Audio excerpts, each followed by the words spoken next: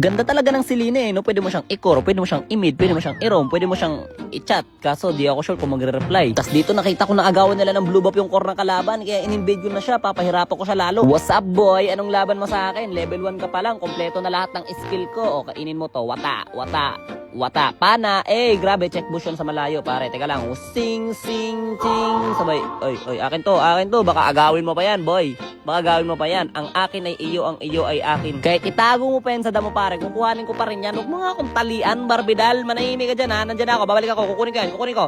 Sing, retry. Sing, sabay, alis ka parang ngapin. Tapos dito, inaantay ko lang mawala ng dash yung Kagura. Tapos wala na siyang dash, pinaulan ako siya ng ganun. Sabay, sing, pakak.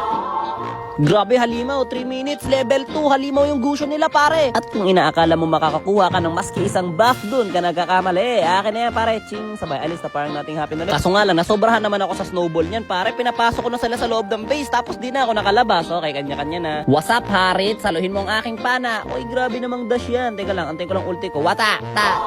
Sabay pana ulit, sino tatamaan? Sino ang tatamaan ng aking pana? Si Angelica, pakalmot ako, ta. Sabay alis. At sino ang maswerteng taong tatamaan ngayon? Si Angelica na naman. Washing, shing. Buwelo muna konti. Tamang sipat lang. Sino ang maswerteng tatamaan? Ikaw na naman. Kahit ngayon ka lang ata natamaan. Yun nga lang pare, hindi na makalabas yung tower sa kalaban. Kaya parang wala na, tumatagilid na tuloy yung laban.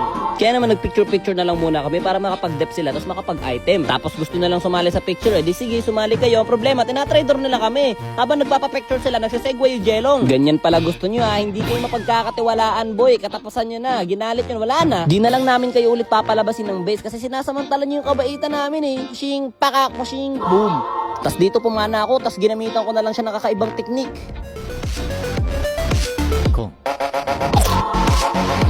Tapos dito grabe yung Gusion nila, ang bilis niya, ang bilis niyang namatay. Ang galing. Winner.